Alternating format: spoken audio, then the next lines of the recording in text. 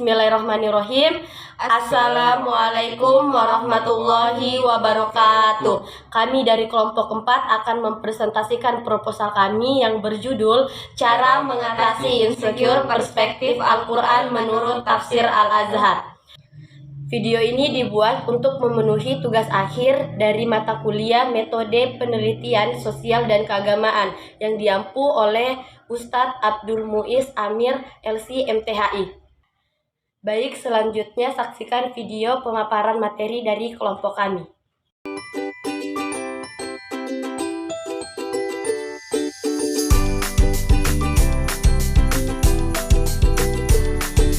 Baik, bismillah, di sini saya sebagai pemateri pertama akan menjelaskan bab pertama dari proposal kami, yaitu yang pertama itu adalah latar belakang. Banyak yang masih merasa insecure atau tidak percaya diri. Perasaan tidak percaya diri ini kerap kali dialami oleh sebagian besar orang. Hal ini biasa terjadi dikarenakan perkataan atau komentar negatif mengenai kekurangan yang dimiliki oleh seseorang. Manusia membutuhkan petunjuk untuk berbagai macam permasalahannya. Banyak sekali di zaman sekarang ini orang-orang sedang melakukan hal-hal yang agar dirinya good looking, seperti melakukan operasi plastik, sulam alis, menyambung rambut, dan masih banyak lagi.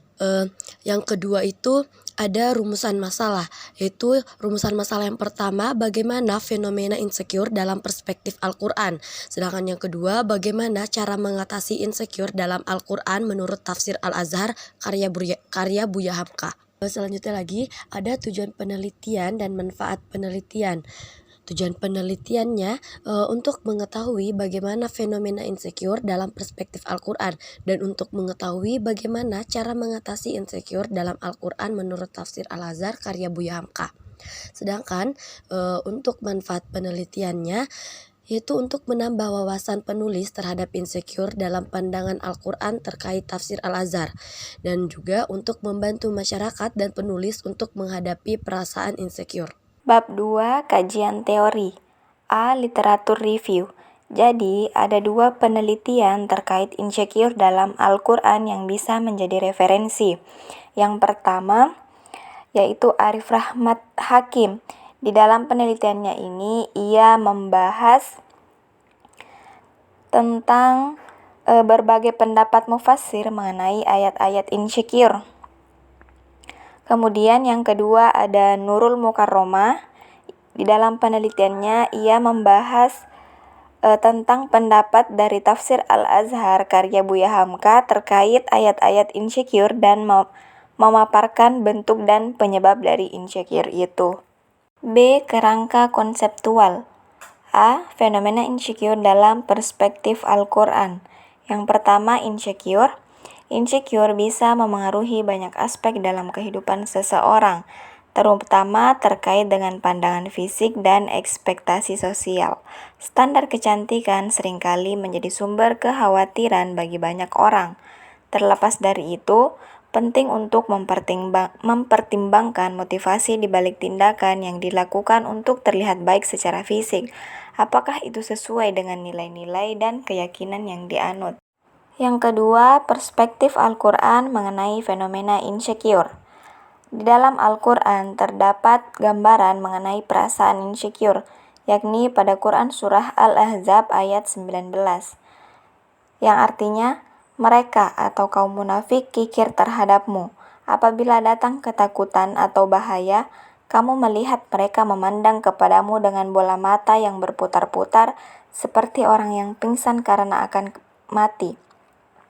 Apabila ketakutan telah hilang, mereka mencacimu dengan lidah yang tajam, sementara mereka kikir untuk berbuat kebaikan. Mereka itu tidak beriman, maka Allah menghapus amalnya. Hal yang demikian itu sangat mudah bagi Allah. Nah, ayat ini menunjukkan ketika sesuatu yang menakutkan datang, biasanya terjadi saat peperangan atau kekacauan tidak terduga. Pada saat-saat tersebut, muncul banyak rumor atau berita yang tidak pasti, yang saat ini sering disebut sebagai isu. Ketika terjadi hal yang menakutkan, mereka memandang Nabi Muhammad SAW dengan mata yang penuh ketakutan, seolah-olah mereka pingsan karena takut akan kematian. 2. Cara mengatasi insecure dalam ayat-ayat Al-Quran menurut tafsir Al-Azhar. Adapun ayat-ayat yang menjelaskan bagaimana cara mengatasi insecure, di antaranya yang pertama, Quran Surah Ali Imran ayat 139. Artinya, janganlah kamu merasa lemah dan jangan pula bersedih hati, padahal kamu paling tinggi derajatnya jika kamu orang-orang mukmin. Hamka dalam tafsirannya menjelaskan bahwa dalam peperangan Uhud, mujahid fisabilillah sebanyak 70 orang gugur, yang salah satunya adalah Hamzah bin Abdul Muthalib, yaitu paman Nabi Muhammad. Beliau Nabi juga mendapatkan luka. Beliau terlihat lesu, semangat dalam dirinya melemah dan merasakan duka cita. Demi menghibur Nabi Muhammad SAW yang sedang kehilangan semangat, maka Allah Subhanahu wa Ta'ala menurunkan ayat ini. Kekalahan dalam perang Uhud mengharuskan kaum muslimin untuk berdiri kembali.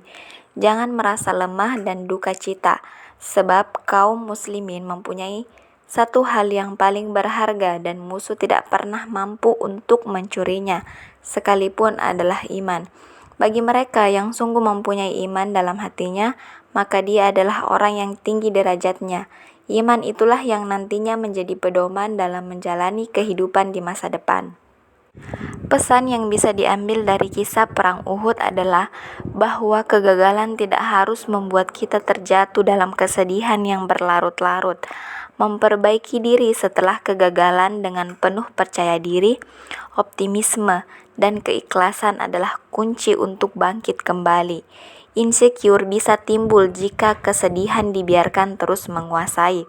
Tapi memahami bahwa semua yang terjadi adalah kehendak Allah yang dapat membantu menghadapi segala rintangan. Yang kedua, Quran Surah Al-Ma'arij ayat 19-23. Yang artinya, sesungguhnya manusia diciptakan dengan sifat keluh kesah lagi kikir. Apabila ditimpa keburukan atau kesusahan, ia berkeluh kesah. Apabila mendapatkan kebaikan atau harta, ia amat kikir. Kecuali orang-orang yang mengerjakan sholat, yang selalu setia mengerjakan sholatnya. Dalam ayat 19, sesungguhnya manusia diciptakan dalam keadaan keluh kesah. Hamka menguraikan bahwa Allah Subhanahu wa Ta'ala menciptakan manusia dengan sifat suka mengeluh, tidak mempunyai hati yang tenang, cemas dan ketakutan, serta selalu merasa kekurangan. Manusia mempunyai sifat mengeluh dan gelisah secara berlebihan. Dalam dirinya dapat menyebabkan penyakit pada jiwa. Dalam ayat 20, apabila disentuh akan dia oleh suatu kesusahan, dia pun gelisah. Hamka menjelaskan dalam tafsirnya bahwa manusia ketika diberi ujian oleh Allah berupa kesulitan, kemiskinan, suka mengeluh, dan gelisah, seperti nasib buruk hanya menimpanya, dan orang tersebut menyalahkan lainnya dengan sesuatu yang terjadi. Dalam ayat 21, dan apabila disentuh akan dia oleh kebajikan, dia pun mendinding diri. Dalam tafsirannya, Hamka menjelaskan bahwa Allah Subhanahu wa Ta'ala memberikan nikmat kepada manusia, tetapi mereka justru mendinding atau menutup diri, kikir terhadap yang lain. Bentuk manusia semacam ini terus menghindar, menolak dan pelit. Jika ada orang lain yang kesusahan datang membutuhkan bantuan, seseorang tersebut seolah lupa bagaimana jika kesusahan menimpa dirinya. Jika Allah Subhanahu wa Ta'ala memberinya nikmat yang melimpah, dia lupa bersyukur, bahkan bertambah pelitnya, bahkan rela berbohong demi membatasi diri dengan orang lain. Hal itu merupakan perbuatan buruk. Pada ayat 22, kecuali orang-orang yang sholat. Ayat 22 di sini terjadi pertanyaan, sholat yang seperti apa yang dimaksud? Maka di ayat 23, yang mereka itu tetap setia melaksanakan sholatnya. Ayat tersebut menjelaskan sifat-sifat buruk yang dimiliki manusia, seperti keluh kesah, gelisah, cemas, dan pelit.